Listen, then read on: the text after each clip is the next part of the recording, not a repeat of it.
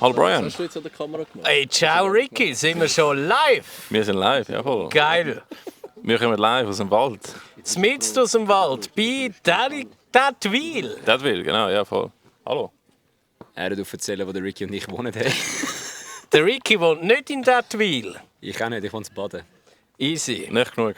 Aber ja, wir sind heute da, um über das Greenfield zu erzählen, oder? Ja, oder halt einfach generell über die Schweizer Metal-Szene, weil wir haben noch ein, zwei sonstige Klois da gefunden im Wald und ja, das Greenfield war super gewesen. Ich weiss es nicht, ich bin nicht gewesen. Ich bin immer noch brutal depressiv gerade drauf, weil gestern Abend meine Lieblingsband von der ganzen Welt nicht gespielt hat. Oh, schau, wir haben den Mike gefunden. Hallo. Hoi. Ah nein, du hast ja das Mikrofon, du kannst den Mike. Sorry, nächstes Mal verpasse ich den Einsatz nicht. Aber ja, wir haben auch den Mike von Wheelbound da. Ja, welcome. Wheelbound. Wheelbound? Ja. Okay. Das habe ich bis jetzt immer falsch gesagt. Und anscheinend haben Leute gesagt, dass der Mike von Whalebound auch nicht am Greenfield war. Ist das korrekt? Ja, das ist korrekt. Okay, es Ja. ist harte Fronten da Voll. heute. Also wir waren am Greenfield gewesen. Ah, du bist auch nicht gesehen? Ja. Also, wenn du willst, dass ich etwas sagen musst du mir das Mikrofon entgegenheben, sonst wird es ein bisschen kompliziert. Oder können wir es einfach in der Mitte heben, geht das? Funktioniert das so? Maybe, ja. Ich finde es raus. Alright. Keine Werbung da. Greenfield. Ja, es war gut. Es war viel zu heiß. Es sind nur etwa alle Leute an einem Hitzetag gestorben. Ja, definitiv. Headliner die Sonne, brutaler Beatdown. Ja, geil. Die Wespe rum war das Jahr. Keine Wespe sind Headliner am Grenichen. Stimmt. Nein, kein Beispiel, dafür Hits. Aber coole Bands, coole Vibes. Ricky, dein Hut, der suggeriert ja, Lidl wäre wieder da gewesen. Aber ich habe gehört, die Einkaufsmöglichkeiten dieses Jahr wären für gar nichts gewesen. Was sagst du dazu? Das ist schon der grösste Feedback, den ich von allen höre, dass der Lidl zurückkommen müssen. Es war schon eine sehr begrenzte Auswahl. Einfach nicht so gut wie der Lidl letztes Jahr. Das war einfach Legende. Ja, also unbedingt. letztes Jahr richtiger Laden und jetzt so ein knapper Kiosk, oder? Ja, also Bring Back Lidl, Hashtag Bring Back Lidl. Ja. Ja, mir ist scheißegal, hauptsächlich ein Laden. Einfach ein Laden. Aldi, Lidl, Däner, who the fuck cares? Einfach einer. Okay, nein, Coop, den ich kenne. Nein, Kopf Oder ein Ottos mit einer grossen Parfümerie. Das wäre geil. Bruder, ein Ottos, du kannst einfach noch ein Sofa kaufen, das wäre der Shit. Das wäre wirklich Ja, aber geil. es war einfach nicht so schlimm, wie das Leute sagen, weil ich bin ja die ganze Zeit am Bands schauen, das heisst, du hast die ganze Zeit vor, müssen zu trinken kaufen und so. Und ja, das ist nicht so crazy gewesen. Also, Kannst du für die Faulen unter uns noch mal sagen, wer hat Greenfield Contests das Jahr gewonnen? Die beiden. Dry and Shattered und Polar Shift. Von Dry and Shattered hast du mir ein Video geschickt, wie er eine WC-Schüssel umeinander treibt auf der Bühne. Finde ich richtig geil. Wie war Dry and Shattered? Also, der Ricky und ich haben Dry and Shattered ja schon mal gesehen, weil wir mit ihnen gespielt haben. Aber dort sind sie mir irgendwie nicht so blöd aufgefallen, oder dir schon? Schon, aber nicht so krass wie am Greenfield. Die haben schon Gas gegeben. Also, es ist so, ich habe gedacht, Power Trip ist ja eigentlich so eine Fresh-Band, die aber Hardcore ist. Und Dry and Shattered, habe ich das Gefühl, ist so eine Fresh-Band, die aber Death Metal ist. Finde ich geil. Es hat bollert, Alter. Also es ist wirklich, es hat einfach nur noch geklopft. Gehe ich sicher auch wieder mal schauen, wenn sie umeinander sind. Aber ja, das mit der WC-Schüssel habe ich auch nicht verstanden. Das hat, glaube ich, niemand verstanden. Das muss man auch nicht verstehen. Er hat sie einfach immer hinter sich hergezogen. Oh nein, schau mal, wenn er jetzt... Jetzt haben wir schon den ersten Zuhörer verloren. Wir haben Janus Christus verloren. Er muss schnell beten. Ah ja, okay, ja. Ja, das war super. Und Polar Shift war auch gut. Dort habe ich ein halbes Panache gesoffen und bin nachher komplett zernichtet. Das ist schon heiß. Ja. Also, ein Feedback würde ich bringen, mehr Trinkwassersterne zum Trinkwasser holen. Ja, also, zum Fernsehen, das Flugfeld in Interlaken ist ein recht menschenfeindlicher Ort. Mitte Juni, wenn es 30 Grad hat und die Sonne blätzt. Dann schmelzt der Zolle, ist es so, ja. Ja, ich glaube, noch nie so viel Klasse gegessen an einem Festival als am Greenfield im Fall. Ich schwöre. Ja. Was sagt ihr zu Britta Görz als Sängerin von HSB? Geil, brutal geil. Ich wollte jetzt eigentlich schon sagen, es sind dieses Jahr sicher 2 Frauen, die mein Leben gerettet haben. Also nein, nicht mein Leben gerettet haben, aber ich bin schon sehr dankbar, dass Linkin Park wieder weitermacht. Kannst du mir einfach sagen, was du willst? Wenn wir jetzt sagen, dass die Sängerin von Linkin Park nicht kann, fick dich Knie, du Hurensohn. Und dann, wo ich gesehen habe, dass bei Rock am Ring Heaven Shall Burn quasi haben wir das Konzert absagen, weil der Markus einfach tot war nach dem Nach Song. einem Song, genau. Habe ich so schon Panikattacken auf dem Scheisse, als ich das gesehen habe, bei mir daheim am Samstagabend. Ich so, no! Und dann irgendwann hat es dann geheißen, sie spielen trotzdem. Und ich so, jawohl. Yeah. Das war brutal. Sie hat zwar ein bisschen auf dem Teleprompter ablesen, aber das ist auch okay. Das ist voll in Ordnung. Ich meine, der Matt Skiba war etwa 10 Jahre bei Blink-182 und hat jeden Abend vom Teleprompter abgelesen. Also, Gut, bei Blink-182 würde mir auch nicht so viel Mühe geben wie bei Heaven Shall Burn, wenn ich ehrlich bin. Also okay, fair. Aber was ist dein Highlight am Greenfield? Heaven Shall Burn oder Alligator. Oder... Ich habe Grandson auch ziemlich geil gefunden, weil alle so das Gefühl hatten, geil Grandson. Und dann haben sie den ersten Song gespielt und also, das ist der, den ich kenne, aber der tönt so ein bisschen komisch. Und ich bin da gestanden und habe das Gefühl, ich kenne keinen Song, aber es tönt wie wenn Rage Against the Machine sexy wäre, von dem her. Finde ich gut. Die wären ja Opener für Linkin Park, oder? Bruder, Herr... Was Lasst mich in Ruhe! ein Übergang! Lasst mich in Ruhe mit dem Scheissdreck. Ich kann nerven über das Zeug. Aber Dings, weißt du, was geil war im Fall, Brian? Hause. Cemetery Skyline. Cemetery Skyline, noch nie gehört. Noch nie gehört. Aber es ist eine Melodeath Supergroup. Einfach Sänger von Dark Tranquillity, Bassist von Amorphis, Gitarrist von Omnium Gatherum und Keyboarder von Timo Borgir. Alter, sehr viel Geklimpere, aber richtig Der geil. Drummer weiß ich nicht mehr von welcher Band, aber einfach mal brutal. Mehr brutal. Hey, der Sänger von Matchbox Whispers läuft gerade an. Vielleicht können wir... Hey, Schisch, vielleicht gibt es ein Autogramm. Ich habe noch ein Update. Natürlich Landmarks ist brutal am Greenfield. Ja. Silas, du bist doch Sänger von Matchbox Whispers. Bist du am Greenfield gewesen? Kannst du uns schnell sagen, was dein Highlight war? Salut miteinander. Ich bin auch am Greenfield und mein Highlight war einfach das Duschen. Danke. Hat es wieder Gruppendusche gegeben? Geil! Hey, diesmal habe ich es noch miterlebt im Fall. Zum ersten Mal. Und Ricky, wie war es? Da müssen wir jetzt schnell drüber reden. Ja. Also, es war ganz lustig. Du bist, glaube ich, 4 Stunden in der Dusche gewesen. Ich habe nur 1 Stunde geschafft und dann bin ich durch gewesen. Aber es war schon funny gewesen und die Leute haben einfach Metal Saber an den Chat geschrieben, so, hey, gibt's Duschparty? Geil, so ist eben richtig. ja. Also, einfach Tipp für nächstes Jahr, wenn du bei der Dusche durchlaufst, nach dem Headliner und Musik hörst und Leute am Schreien und mitsingen, dann gibt es wahrscheinlich Metal Saber eine Duschparty, kommst einfach rein. Es ist einfach erschienen, es gibt kein Invite, nichts. Einfach erscheinen und mitmachen. So, aber jetzt mal unter uns.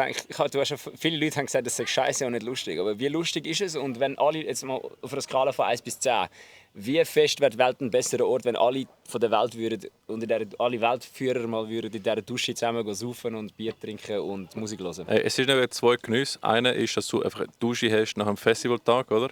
Und nach gleichzeitig gute Stimmung, Bier in der Hand und gute Musik und einfach Karaoke-Möglichkeiten. Die Welt ist einfach kurz in Ordnung. Ja, genau, definitiv. Aber für 1 Stunde war es genug für mich, oder 4 Stunden schaffe ich niemals. Aber ja, es war funny. Also Brian nächstes Jahr unbedingt mitmachen. Challenge, weil ich habe noch nie mitgemacht. Das wäre wirklich next level. Okay, nein, ich erkläre euch das nach dem Podcast, das ist nicht in der Öffentlichkeit. Alles klar. Gibt es auch am Granich eine Duschparty? Nein. Nein, du gehst ja Viel zu wenig Duschen. Also es hat Duschen, was cool ist, aber zu wenig für eine Party. Mike, was sagst du zu Duschen am Festivals? Beste Leben. Gell? Willst du auch eine Duschparty mitmachen? Als ich am Greinichen war, bin ich mit allen Kleidern in die Dusche rein. Und das war das Geilste, Mann. Das Geilste Alright. auf dieser Welt. Ich bin noch nie so sauber gewesen. Das hat May, der auch schon bei Taois Bass gespielt hat, eben auch gesagt. Ich glaube, ich bin noch nie so sauber in meinem Leben wie jetzt nach 3 Stunden Dusche. Ja, meine Hände sind schon langsam alt geworden. Donuts, absoluter Headliner am Greenfield. Immer. Wenn Donuts irgendwo spielt, immer Donuts schauen. Donuts ist immer die beste Band. Ja. Das habe ich nicht gesehen. Leider. Ma, Bruder. Ja. Aber das war am Samstag, oder? Ja. Wo so viele Schweizer Bands ja gespielt haben, die habe ich alle geschaut. Und dann bin ich mal im Camp gegangen und zurück für wer war es? In Flames wahrscheinlich. Ja. Also bei Donuts hat vor allem einfach auch das Backdrop hinterher gewinnt. Das war auch lustig. Plötzlich das Backdrop so, ist eine Crew auf die Bühne gerannt, hat das Backdrop probiert abzuziehen. Und nachher irgendwann haben sie es einfach runtergehängt. Es ist einfach so das Backdrop runtergefahren. Es war gar nicht mehr rum. Es war mega super. Der Mike versucht, meine Hand zu ficken. Jetzt müssen wir aber schon noch auf das Thema zurückkommen, das eigentlich gestern hätte stattfinden sollen, oder? Ja. Also gut. Ich bin so mit dem Zug am Mittag auf Bern, am extra den Nachmittag frei genommen. Und dann bin ich dort so unterwegs gewesen, chillig, mit ein paar guten Leuten, gemütliche Zeit gehabt, mich mega gefreut auf den Abend. Und dann im Insta geschaut und dann einfach gesehen, wie die Mick von Expello eine Privatnachricht schickt an Metal Servela, wo drin steht, das. hingeschrieben? Ja, Sie hat es uns geschickt und wir haben sie ja geteilt nachher mit anderen. genau, das Linkin Park Konzert gestern einfach abgesagt 4 hat. Stunden vor Doors ist es, oder? Nein, nicht vor Doors. 4 Stunden vor Playtime. Damn. Was meinst du dazu, Bella? Ja, ich muss das jetzt mit einem französischen Akzent machen. Because life is shit. We will all die anyway. There is no pleasure anymore. It's only existence and existence is pain. Chapeau. Das fasst ziemlich gut zusammen. Ja. Aber ich bin dann Crossfade schauen und dort war Vicious Rain Vorband und das war ganz okay. Das ist wirklich, also, es haben alle gefragt, und wie hast du? Und ich so, ja ganz ehrlich, ich wäre jetzt lieber nicht da, aber Und du bist der wirklich... Umstand entsprechend war ganz geil gewesen. Hast du einfach auf der Autobahn einen U-Turn gemacht und bist auf Ebiken gefahren anstatt auf Bern? Das ist ein Zettel.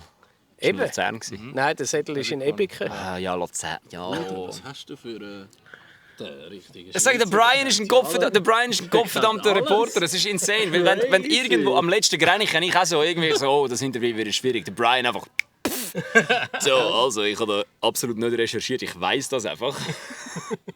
Ja, nein, wir sind dort gehockt und dann ich so im Instagram irgendwie auf der Live Nation Seite gesehen, so das Konzert abgesagt ist. Ich so, nein, das stimmt nicht. Linkin Park Page, Konzert ist abgesagt. Nein, das stimmt nicht. In dem Moment schreibt mir der Umi, Alter, fuck. Und ich so, okay, das Konzert ist abgesagt. Ja, das Konzert ist definitiv abgesagt.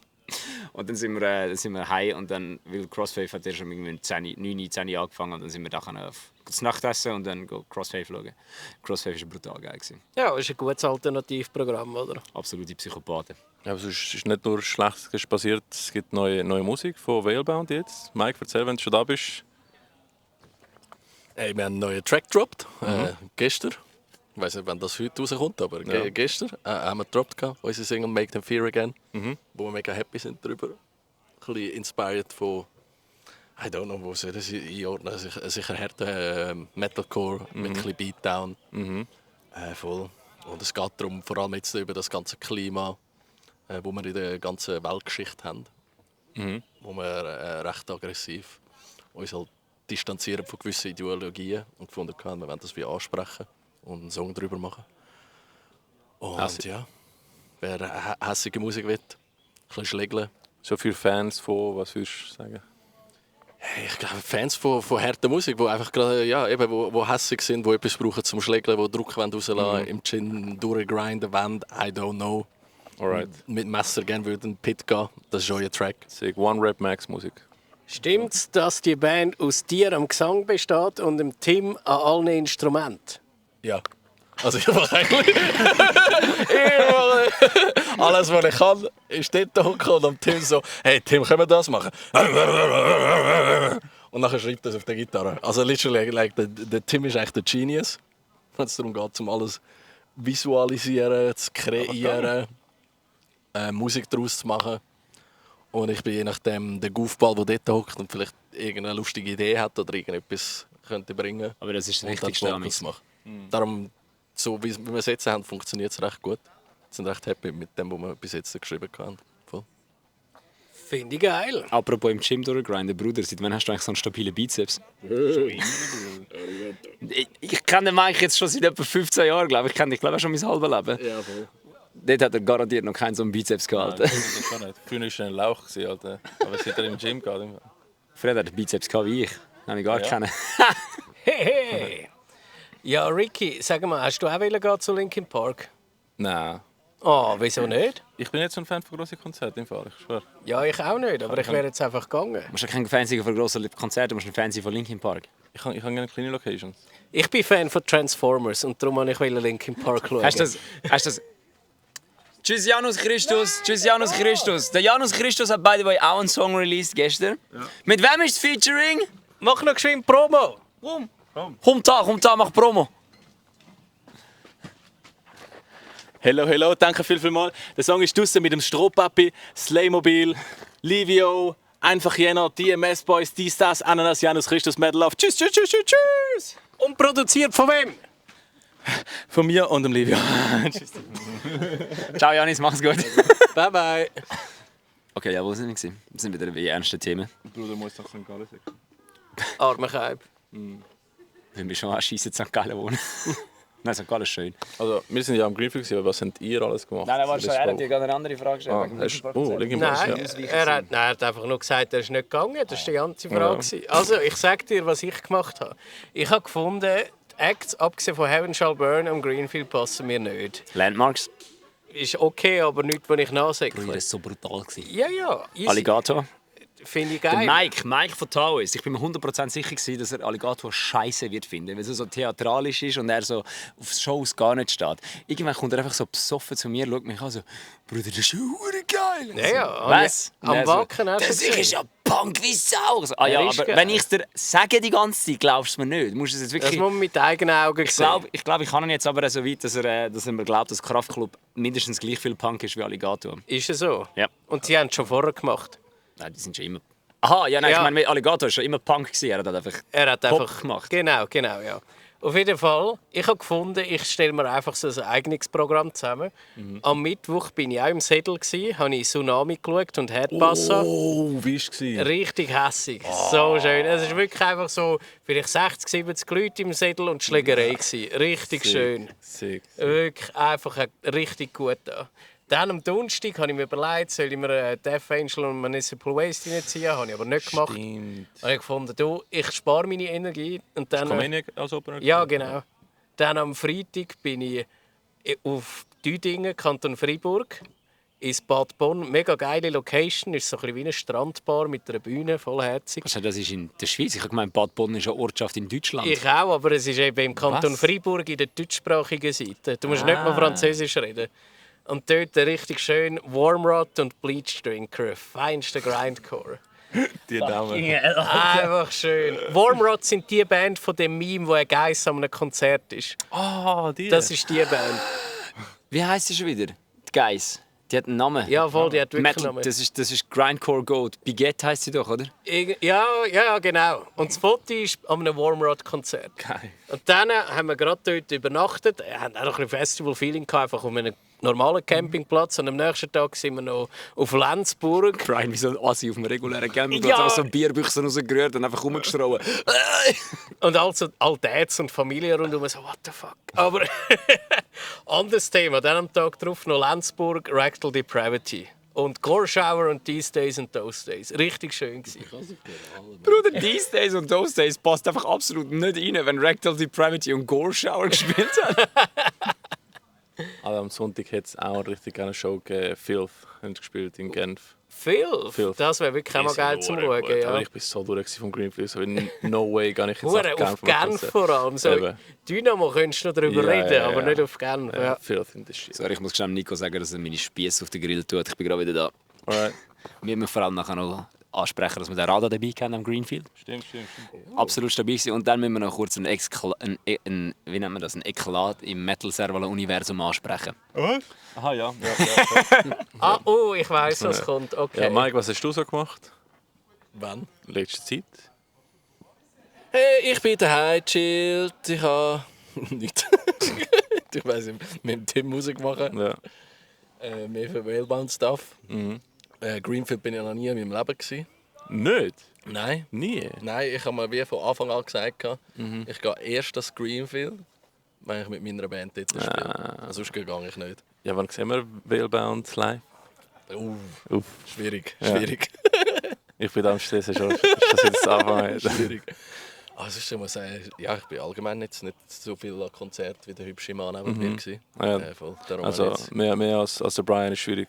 ja, voll. Das habe ich auch gemerkt. Jetzt mithalten ist schon eine Challenge. Ding bin ich gewesen, Knocked Loose Deftones. Das ist Geil, ich auch. crazy gewesen. Das Geil. ist wild gewesen. Geil. Das ist wirklich ganz geil gewesen. Also du hast das Ticket für Deftones gekauft und nachher einfach Bonus genommen. Und nachher ein Bonus, fetter Bonus. habe ich bekommen. Nein, Knocked Loose ist wirklich, das ist geil gewesen. Einfach Dampfwalze durchgehen. Die ganze Zeit Action. Es war auch verdammt schnell vorbei gewesen. Das haben- Aber im Positiven, weißt du, bist du sowieso drin, bist am Geniessen, hast eine geile Zeit und dann ist es so perfekt fertig gewesen. Deftones gut gewesen? Hey, Deftones habe ich auch geil gefunden. Aber ich muss wie sagen, ich habe so die 1, 2, 3 Songs, die sie gespielt haben, die ich hure geil finde. Ja. Der Rest, den ich jetzt nicht so kenne, ja, habe ich halt nicht mitsingen oder nicht so engagieren. Ja. Aber sonst, sie hat eine geile Bühnenshow gehabt, mit den ganzen Lightning-Effekten und Zeug und Sachen. Darum war es wie so allgemein eine recht geile Stimmung gewesen. Zeug. Hast du auch gefunden, der Gino benimmt sich so wie 20, obwohl er wahrscheinlich Ende 50 ist? Ja, voll. Aber ich finde, das passt auch. Ich meine, du hast so viele junge Leute dort gehabt. Und das ist halt schon geil, wenn du so... Oder wie sagen, du hast ja richtig so gemerkt gehabt, eben so Deftones früher, oder ich habe sogar gemeint gehabt, die haben, glaube ich, erst gerade, also nicht letztes Jahr, aber schon länger mal, glaube ich, im Dynamo oben gespielt gehabt. Aber weißt du, wo schon Deftones schon mal gross war und so. Und dann kommt einfach so TikTok und jetzt sind sie wieder so voll im Hype. Fühle ich schon hart. Lustig. Ja, aber alles ist im Hype, wo in den 90er und Early 2000er im Hype war. Hast du schon mal deinen Stil angeschaut? Das ist jetzt so, wie die 80s wir geschaut haben, oder? So, ja, 80s Metallica und so, jetzt ist einfach 90s 2000. So, das ist Ja, schon das ist wirklich so. Zweiter Frühling haben die alle, auch Limp Bizkit und Korn und so. Ja, aber weißt du wieso? Das ist meine Theorie jetzt. Weil früher haben alle Geld von den Eltern, um Limp Bizkit, Korn und alles das zu unterstützen. Und dann haben sie einen Job bekommen, haben kein Geld mehr gehabt, um ins Konzert zu gehen. Und jetzt sind alle 90s-Kiddies, die wieder so 30 und haben Geld zum Bands unterstützen, dann sind die jetzt wieder grösser geworden. Stimmt. Und der TikTok. Crossfave-Gitarrist hat die gleiche Brille gehabt wie die Emily von Linkin Park. Darum habe ich gestern das Gefühl gehabt, irgendetwas ist da. Vielleicht haben sie die Emily kidnappt, Crossfave. Damit alle in den Sattel kommen. Full House. Es sind vor allem aber wirklich etwa noch 10 bis 20 Leute effektiv auch, haben die gesagt, sie sind von Bern nicht hingegangen. Ja, und 10 bis 20 Leute ist schon etwa ein Zettel vom Sattel. Ja. Nein, also, ich glaube halb voll. Viertel voll, aber Crossfave hat die Hütte dann einfach es hat sich angefühlt da drinnen, also das war krank. Okay, haben wir gerade von Deftones geredet? Ja. Bin ich der Einzige, der am Tag nach dem Deftones-Konzert den Counting Worms Breakdown einfach also das Intro und der erste Part aus 17 verschiedenen Perspektiven gesehen hat auf Instagram? Ja, klar. Weil jeder, der an diesem Konzert war, hat das fucking Reel, hat in dem Moment ein Reel gemacht oder eine Story postet, wo einfach der andere rumsteht. I wrote a song for getting better. It's a feeling I can't remember. Ich habe das aus allen möglichen Perspektiven gesehen. Und dann habe ich gedacht, ich würde in die End und so aus allen möglichen Perspektiven gesehen. Und dann habe ich einfach Depressionen bekommen. Das ist schade. Aber das Gute ist, wir können uns jetzt ein Jahr länger auf Linkin Park freuen. Aber haben wir so Theorien, wenn wir spekulieren, was passiert ist? Ich habe immer noch die Theorie, dass einfach der Schlagzeuger eine halbe Stunde vor dem Konzert steigen runtergefallen ist und sich den Fuß verstaucht hat oder so. Ich glaube, es stimmt wahrscheinlich. Etwas mit der Stimme. Ich sage, jemand hat sich spontan eingeschissen. 30 Minuten vor der Show, also wir müssen absagen. Shit, wir können nicht, sorry. Absagen, Mike Shinoda hat in die Hose geschissen. Einfach Explosive Diarrhea, hast du nicht dazu machen. Ist es so, ja? Ja, das ist wirklich... Also, wenn du nicht der Schlagzeuger bist, hast du ein Problem. Als Schlagzeuger kommst du vielleicht noch durch eine Show durch mit Explosive Diarrhea. Dein Tech musst du nachher natürlich definitiv Trinkgeld geben, aber sonst, wenn dich als Sänger einschießt, das sieht jeder. Oh, cool, das sieht wirklich jeder. Ich habe schon mal Stories gesehen, aber ich glaube, es waren Gitarristen, die Schießer hatten und einfach so ein Bucket hinter den Amps hatten, um einfach schnell schießen zwischen Songs. Wow. Ja, das habe ich schon mal gehört. So richtig. Oder Leute, die wirklich sich einfach in die Hose geschissen haben und mitgespielt haben. Das habe ich schon mal gehört. Ja, stimmt. So Ja. Geschichte habe ich auch schon gehört. Das sind Legends. Okay, Brian, zum Verse bei der Musik, die du hörst, wundert mich das kein Meter. Ja, dort gehört das ein bisschen dazu wahrscheinlich. Hey Mike, du als Sänger, was ist so deine grösste Angst on Stage, was so Sachen related angeht? Ich weiss, das erste Save Last Breath Konzert. Boah, Bruder, das ist aber auch schon Das ein ist Zeitchen her. ages her. Dort in Uster ist das so. Ja, Also voll. hinten dran, dort in der Industrie, Irgendwo. kurz vor dem Dinosauriermuseum Ja, Aartal, voll. oder? Das war das erste Konzert in meinem ganzen Leben mit Save Last Breath. Und das war schon immer meine grösste Angst, wenn man pissen oder schiessen muss. Und ich bin am Schiessen und es hat angefangen. Und ich musste so stressen. Stimmt. Ich hatte so Panik, dass ich schiessen während dem Singen oder so. Hey, das war eine Zeit, dort habe ich Dave Last Breath gar noch nicht wirklich gekannt. Dort habe ich den Dave gerade erst kennengelernt in der Schule. Dort bist du noch nie Roadie von ihnen, weil gefühlt bist du das schon seit immer. Ich habe das Konzert nicht mal gefilmt. Ich war dort einfach nur. Welches Jahr war das? 2012. Crazy. Oder? Wenn nicht Nein, das ist tiefer runter. 2011. Ich suche geschwind, ich mache riesen. 2011, das ist 2011. Nein, 2010. Ja, 2. Nein, im 2010 sind wir doch zu einer Band geworden. Ich glaube, wahrscheinlich Anfangs Sommer 2011 könnte es gewesen sein. Ich war schon irgendwie 10, 11, oder? Habe ich gemeint. Ich habe das erste Mal in 14 glaub, gesehen, darum kann ich es so wie nicht sagen. Hey, das heisst, wir haben 2 Leute am Tisch, die schon mal eine Show für Save Lost Breath gesungen haben. Ja. Aber einer, Das was stimmt. einer, was verdient hat und einer, was einfach gemacht hat, weil es keinen besseren gefunden haben. Aber er hat es gerockt. Ich bin noch nie so nervös in meinem Leben wie du. Aber meine neue grösste Angst ist, ein Blackout zu bekommen beim Screamen. Weil ich beim Scheiß ebrig war am Donnerstag. Und ab der Hälfte vom Set ist es jedes Mal kritisch geworden, wenn ich meine Schnurren aufgemacht habe, im Refrain. Ui! Dort unten war etwa 30 Grad oder noch mehr. Stickig wie Sau, kein Sauerstoff mehr. Der Butsch kommt nach dem Konzert also, Bruder, wir müssen mehr Cardio machen, Alter. Das geht ja gar nicht. Das ist schon hart. Aber in dem war eigentlich ein gutes Konzert, gewesen, abgesehen von der Wissenslücke. Weil ihr Wissenslücke. Eben, dass der Text unsicher geworden bist wegen der Hits. Ich bin nicht textunsicher geworden. Ich bin schier zusammengefallen. Aha, okay, das ist ein Unterschied. Excuse. Nicht Text vergessen. Nein. Ich bin schier. Das passiert schon. Schier Das kollabiert. passiert schon mit Lyrics vergessen. Das ist kein Problem. Okay. Text vergessen ist kein Problem. Dann singe ich irgendetwas oder mache einfach oder lachen einfach. Aber es ist schwierig zum Singen, wenn du eben ohnmächtig bist, oder? Ja, macht Sinn. Sehe ich jetzt. Ja. Das ist halt schwierig. Was ist eigentlich die Headliner-Band? Die hat Arune geheißen. Arune, oder? ja. Ja, was machen die? Prog Metal? Nice. Hätte ich gesagt. Dream Theater Core? Ja. Ja. Kann ich mir etwas vorstellen darunter? Ich habe noch nie live gesehen. Du hast zusammen mit denen gespielt. Bist du nicht dabei gewesen, wo wir mit 4 Live gespielt haben? Nein, nicht gesehen. Okay. Ja, muss ich mal kommen. Ja. Hättest du dort auch eine Doppelschicht angebracht? Bei 4 Lab? Einfach beim Arune-Abend, der so heiß war. Ja, weil bei 4 Lab und Taos mache ich nicht so viel Vocals. Das ist nicht. Es ist wirklich ohne Scheiß. Also Okay. Das Schlimmste ist, glaube ich, effektiv Vocals machen. Ich bin Sehe mir, ich. der Dave würde mir jetzt zwar wahrscheinlich nicht zustimmen. Er sagt, wahrscheinlich Schlagzeugspieler ist das Anstrengendste, aber Schlagzeugspieler ist halt schon nur körperlich. Bei Vocals machen also das fickt noch viel mehr. Ricky, du hast jetzt ja auch den Unterschied zwischen Vocals machen und Gitarre spielen mittlerweile können erfinden. Was findest du ist wesentlich schlimmer? Vocals. Schwieriger, ja, definitiv. Gitarre kannst du einfach wing it, Alter. Das ist einfach wing it. Du musst nicht so viel bewegen. Ja, vor allem bei der Gitarre musst du nicht. Das Ding bei Vocals ist halt Luft bekommen ist auch noch etwas, wenn du Ja. quasi das ist, glaube ich, das ist das grösste Problem, weil wenn du Gitarre spielst, kannst du einfach frei schnaufen. Beim Vocals machen nicht. Dings. Mike, weißt du noch, was wir mit Whiteout im Komplex gespielt haben, was so 30 Grad gegeben hat? Komplett mit Brand of Sacrifice. Ja. Ist Aber das war ein geiles Konzert. Gewesen. Ja, bist du nicht gestorben da von den Hits? Nein, ich mag mich nicht mehr daran erinnern, dass es So so heiß schlimm gewesen. heiß war. Ja. So 30, 35 Grad. Ah, schon? Ja, insane krass. Aber ja, du Okay. hast einen guten Cardio, du hast nie Probleme gehabt. Nein, dort bin ich. Ja. Ich habe es mega gut in Du Erinnerung. bist nie in schwarz vor Augen gegangen. Nein. Das sind wir einfach Bis alle jetzt unfit, Alter. Ja, Ah ja, das definitiv. naja, definitiv. Also ich bin da immer noch am Suchen. Da bist du Er hat so, schon tolle Sachen geresearched, aber da kommt noch mehr. Was Research? Er ist gerade auf Das Erste. von Save Lost Breath vom Nein. Es gibt eine Gruppe.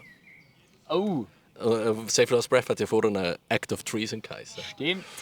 Also es ist like really OG Und das ist stuff. eine WhatsApp-Gruppe. Und die Facebook-Gruppe gibt es immer noch. Das hat gottloses Zeug drin. Das Beste ist, sie haben eigentlich auch Act of Treason geheißen für das Konzert. Auf dem Flyer ist, glaube ich, noch Act of Treason gestanden bei euch im ersten Konzert, oder? Das wüsste ich voll gar nicht, aber ich sehe es jetzt dann. Ich muss da nur runterscrollen. Act of Treason war schon ein stabiler Name. Für was steht Treason? Hey, das ist eine Magic-Karte. Logisch ist es eine Was Magic-Karte. sonst? Natürlich. Logisch ist es eine Magic-Karte. Ich meine, es ist immer noch... Wie viele Jahre später? 15 Jahre später. Und die Shows Minimum. heissen immer noch wie... Kamingawa! Ich habe einfach wirklich gemeint, es war edgy gewesen, Act of Treason. Also, was heißt das auf Deutsch schon wieder, Ricky? Akt des Verrates, oder? Ja, genau. Verratsdings. Akt. Nein. Akt des Verrats. Verratshandlung. Verratshandlung? Nein, Verrat ist schon das richtige Wort. Verrat. Ja. Ist es Rock City gewesen? Ja. Das war 2011 gewesen. Ah, nicht mal so schlecht gewesen von mir. 3. Juni. 1.7.2011 aus der Rock City. Also bei euch ist doch einmal irgendeiner mit einem Skateboard von der Bühne oben runtergekommen, in den Moshpit rein, oder? Und dann voll auf die Schnurren gefallen. Ja. 2011. Ja, das ist like fucking back in the time, man. Das ist 14 Jahre her. Vor Die 14 Jahren. Zeitspanne von diesem Konzert zu jetzt dürfte ich Töffli fahren. Schon verrückt. Und es ist fast auf den Tag genau 14 Jahre. Schon Holy hell, krass. in 2 Jahren wäre sie mündig quasi. Es dürfte Bier trinken. Es dürfte ficken. Das auch. Ja. Es dürfte mit viel zu alten Männern bumsen. Unschön. Ja, aber so ist halt das Schweizer Gesetz. Jetzt haben wir schon darüber erzählt, was wir am Greenfield gemacht haben, was wir gemacht haben anstatt Linkin Park. Was haben wir sonst noch zu sagen? Ich bin an einer Show. Hey, was haben wir sonst noch gemacht? Ich bin noch Silosis schauen, Alter. Das ist absolut sexy. Auch Vicious Rain als Vorband. Nice! 2 Tage später bin ich auch noch gegangen. Ingested. Born of a Series ultra scheiße gewesen, aber Ingested mega gut. Und die Vorband auch. Ja, Ingested war geil. Nein, ist Ingested oder Ja, Benighted? die hast du auch Ingested- abgefeiert. Ingested war, ja. Dort, wo du gesagt hast, wow, die noch nie gesehen. Ja. Ist Ingested gewesen? Ja, ich schwör's dir. Ich habe so Benighted im Kopf gehabt, weiß nicht warum. Benighted? Ja, keine Nein, die machen voll andere Nein, Sound. nein, das war eine sicke Band gewesen, im Fall, ich schwöre. Und wer hat sonst noch gespielt? Eine Band mit einer Frau als Sängerin, die so alle Leute mega hässig angeschaut hat. Und eine Band mit einem mega dicken Sänger. Ja, stimmt. Ich habe bei beiden den Namen vergessen. Enteos ist die mit der Frau. Ja, ja, genau. Und die erste Band weiss ich wirklich nicht, wie es geheißen haben. Aber es sind beide sehr gut gewesen. Sind sie so eine Band von Portugal gewesen? Ja. Und dann einfach die, eben, Born of a Series, eigentlich Hauptakt, die gar nicht gut. Und nur das dritte. Sie haben anscheinend während der Tour einen rausgerührt. Ah, shit. Ja, Ja. Nein, für mich in Jazz war auch ein Highlight gewesen. ja mega.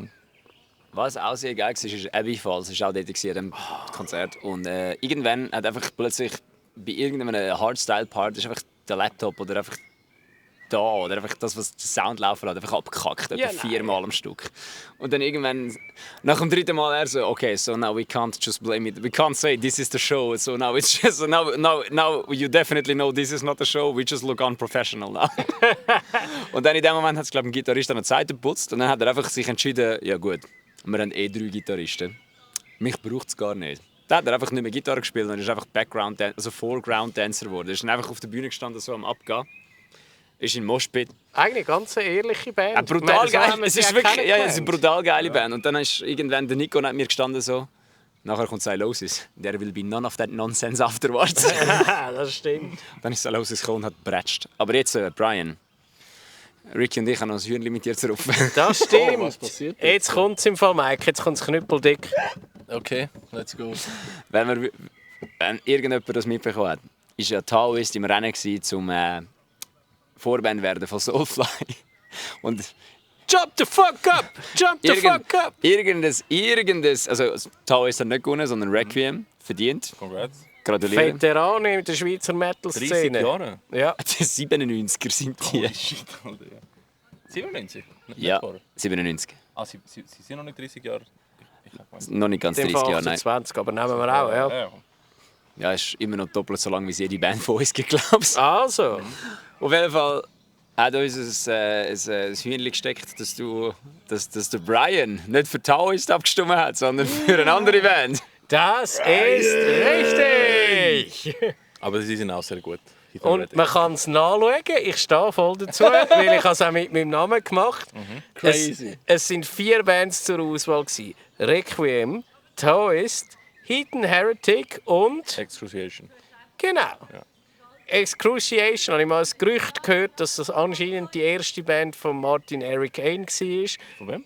Vom Bassist von Celtic Frost. Ah, der Martin. Ja, genau. Aber ich Also habe du wolltest mir eigentlich sagen, es sind wir gegen ein paar 50-Jährige. Ja, Und wir sind schon alt, mit uns nicht 30. schon ein bisschen. Und darum habe ich für die knackigsten und jüngsten im Wir Rennen sind schon die gewotet. Jüngsten, ja. Ja, sind schon die Jüngsten, ja. Nein, schau, es war ja so. Ich habe mir überlegt, Requiem... Dein Handy ist geklaut worden und es hat halt einfach jemand für dich abgestimmt, oder? Nein, ich stehe mit meinem Namen dazu. Ich mache da gar nichts vor. Requiem, kenne ich den viel, ist ein nice Sieg. Ich habe es 2-mal am Mes aufgesehen, tipptoppi Band. Taoist gibt es noch nicht so lange, habe ich auch 2-mal gesehen bis jetzt. Ist auch tipptopp eigentlich. Aber Eigentlich gibt es keins, aber es ist eigentlich tiptop, einfach noch sehr jung und sehr neu, noch nicht so viele Songs draus, oder? Ich habe es versucht, so rational wie möglich anzuschauen. Okay, zum Fernsehen sind noch nicht so viele Songs draus, aber der Ricky hat schon 2 Alben geschrieben. Und dann noch Excruciation, anscheinend Martin Eric Ain, seine erste Band, kann man nicht verifizieren, wenn man es googelt, vielleicht ist das nur ein Gerücht. Ja. Und den Sound finde ich nicht geil. Und dann noch Hidden Heretic, wo eigentlich alle wirklich gute Kollegen sind, die immer Hoi sagen, wenn man es sieht. Das machen die Hois auch. Okay, gerade will ich sagen, das machen wir nicht. Wir sind schon alle persönlich komplett Arschlöcher. Und Hidden Heretic wirklich so ein geiler Blend aus Death Metal und Melodic. Ja, also Black Metal und Melodic Death Metal, das habe ich gemeint. Machen es wirklich gut, auch female-fronted und so. Und da habe ich gefunden, gebe ich denen meine Stimme. Und vor allem im Insta sind so etwa 80% der Stimmen Toys und 20% Hidden Heretic. Und ich dachte, easy, Toys hat das im Sack, brauchen jetzt meine Stimme nicht auch noch.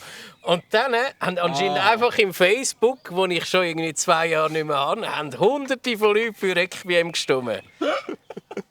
Also das heisst, nicht nur in den politischen Abstimmungen, sondern auch wenn es darum geht, wer Vorband von Soulfly ist, Boomer bestimmt mal wieder, was durchgeht. Alter, niemand hat auf Facebook geschaut von uns. Niemand? Keiner. Nicht einmal. Wer braucht auf Facebook? Sogar, ich sage, ich kenne Leute, die bei Good News arbeiten, die haben mir auch geschrieben, boah, ihr habt sie ja im Sack. Und ich so, hast du schon mal auf Facebook geschaut?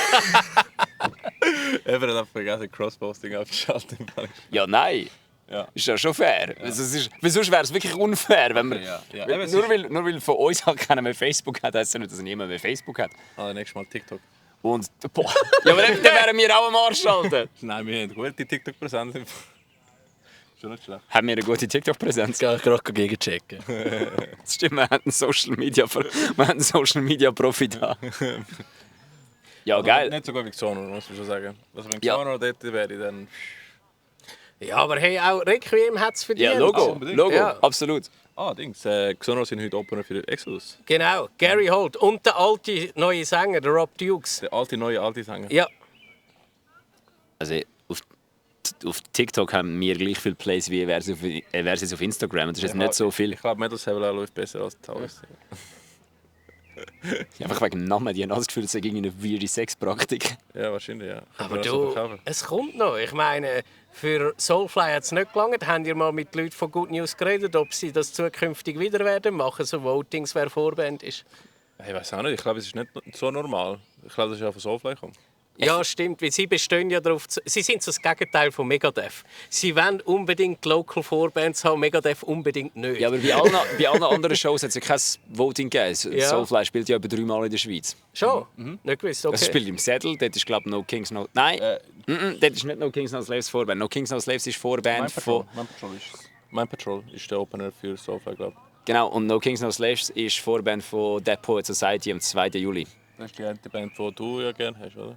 No Kings No Slaves hast du auch gerne? Nein, Dead Poet Society. Ah, ja, die sind aber auch geil. Die müsstest du schauen, die sind cool. Ja, voll. Und nachher spielt sie auch in Freiburg irgendwo am Festival, glaube ich, 2 Monate später oder 2 Monate...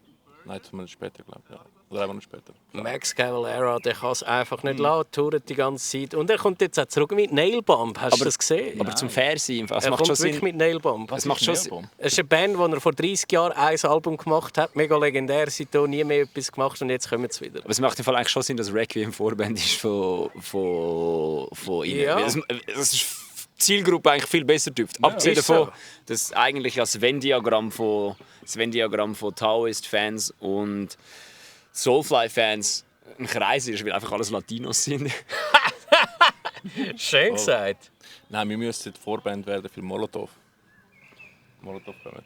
Also ich kennt wahrscheinlich nicht. Ja, ich wollte sagen, who the fuck ist Molotov? Der grösste mexikanische Rapcore-Rockband, Alter. Six. Das kennst du. By the way... So wie Delinquent Habits, einfach mit Gitarre. Sick, Alter. By the way, der Julian von No Kings No Slaves ist jetzt Sänger von Homewards. Habe ich gesehen, ja. Nur weil du dich nicht beworben Wieder? Ja, ich habe Bella gesagt, bewirb dich als Sänger, Bruder. Dann kannst du auch eine HC-Band singen. So, nein, keine Zeit. Der Bruder hat Bruder, dir ist bewusst, wenn ich mich als Sänger von Homewards beworben hätte, hättest du keinen Gitarrist mehr wie Taoist. Abgesehen von diesen 2 anderen. Haben wir ja schon 2. Ganz Taoist hat irgendwie auch 20 Jahre. Wir sind jetzt 13 Leute. 13?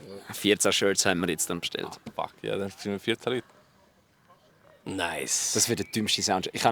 Wir haben zum Greenfield, May und ich haben zum Greenfield davon gehabt. May so, wäre schon cool, wieder mal zu spielen. Und dann habe ich gesagt, ja, ich bin mir sicher, falls Taoist der erste einigermaßen größere Slot spielt, wird das der dümmste Soundcheck vom Jahrhundert. Weil der Ricky einfach darauf besteht, dass alle spielen.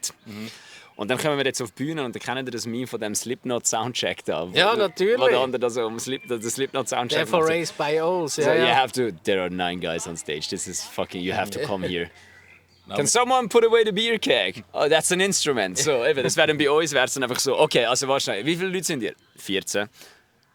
Okay, was für weirde Instrumente spielen ihr eigentlich? Eigentlich bare Minimum, Bass, Gitarre, Schlagzeug. Nein, wir müssen unbedingt mal das machen, dass so das Model mit dem Kärtchen kommt, so Der Nico, das ist Crew. Der Nico legt das Schiri-Outfit an. Voll, genau. Und wir spielen 2 Songs. Nico kommt auf die Bühne, pfeift rein, stellt alle wegen übertriebener Härte raus. Ja, voll. Und dann kommt die Auswechsellinie. Rote Karte, so rote Karte. Nein, nicht rote Karte, dann können wir nicht mehr kommen. Einfach übertriebene Härte, 2 Minuten Strafe. Und nachher ein Song jemand anderes. Perfekt. genau. Ja. Und dann können wir auch noch einzelne Leute auswechseln, kommt er mit dem Auswechselschild raus, weißt du? Und dann kann der ausgewechselt wird, so am Bühnenrand laufen, so klatschen wie so die Fußballer so. Ja, aber das ist wirklich Und eine dann geile das Idee. so funny, Alter. Das wäre echt etwas Neues. Aber stell dir den Soundcheck vor. Wir haben 3 verschiedene Gitarren. Und wie mit Bass, Alter. und wie müssen die spielen die alle gleichzeitig? Ja, unter Umständen schon. Ja, also wir müssen einfach die gleichen Instrumente benutzen. Ja. Aber nachher gibt es halt andere, die grösser oder kleiner sind, oder? Und das haben wir recht eine grosse dynamische Kurve okay. wie Tau. Die Kurve ist gross, ja. Aber ja gut, das Ding ist halt, gut, du könntest alle über die gleiche Amp spielen lassen, dann wäre es nicht so schlimm. Genau. Finde ich nice. Wann sieht man da uns das nächste Mal? 5. Juli spielen im Grüntal mit Sans Coherence, Shinra und Omisis. Die es nicht wissen, das Grüntal ist in Winti eine besetzte Location, also ein besetztes Restaurant, so eine Knelle, besetzt von Punks. Richtig geil, turn it up. Was? Der Dreier, ich glaube, die Endstation vom Dreier ist dort, oder eine der letzten Stationen. Taoist spielt als 5-Piece. Ich weiß auch noch nicht, wie das funktionieren sollte, aber anscheinend machen wir es. Es wird schlimm. Ich habe gehört, wenn es voll wird, kann es sogar von einem Tröpfchen an. Und die Leute dürfen rauchen drin und es ist ein Keller. No! Okay, der Nicky und ich machen einfach Tag-Team. Ich habe dem Nicky schon gesagt, einen Song spielt einfach her, einen Song spiele ich. Ich muss sagen, die nur noch nicht wollen. Bei einem machen wir das einfach. Ich will auch mal im Publikum stehen und Taoist schauen. Nein. Ein Song. Meine Gitarre tut dann einfach nicht. Pickup tot, sorry. Oh, schade. Ja, alles wie geil. Ja, Mann, Winti unsicher machen. Ja, hey Boys, haben wir weiter. Ja, gehen wir grillieren, ja. Ich glaube, das Feuer ist langsam gut. Voll. Fix, Bello hat Feuer gemacht, direkt bevor wir losgelegt haben. Jetzt haben wir super gut. Let's go. Ja, viel Spaß im Sommer und so. Also, wir haben es alle super gut, es gibt super Glut und ich bin absolut nicht depressiv wegen Linkin Park. Du gründest noch eine Grunge-Band. Ja. Du bist depressiv und am Rhymen, das ist Grunge. Oder Rap. Ja, fair. Deutsch-Rap. Oder Trap, ja. Mike, hast du noch irgendwelche letzten Worte? Nein, alles gut bei mir. Wenn sogar der Mike alles gesagt hat, dann würde ich sagen, gehen wir wieder. See you am Grenichen, alle zusammen. Du und du, Brian okay? ist ein absoluter Gott, Alter. Fucking Legend, Alter. Du kannst wirklich, wenn du Brian dabei hast, musst du dich um nichts kümmern, weil der Brian ist wirklich am Grenichen ist er gekocht so, ich bin tot, ich mag nicht mehr. Ich so, Brian, ich habe auf Play geklickt. Der Brian, und jetzt sind wir da am Open Grenichen. Und es ist der letzte Abend, wir mögen alle absolut nicht mehr, wir gehen nachher Siloses schauen, das war es von uns, ciao. Und ich so, Weißt du noch, der Homeless-Dude, der so die goldige Radiostimme hatte, die sie mal gefunden haben? Das ist der Brian. der Brian ist vor allem einfach sau professionell. Der Bruder ist einfach wirklich so brutal gut. Ja, ich sind einfach ciao. Bye bye. Tschüss. Hör mal Püppchen hier.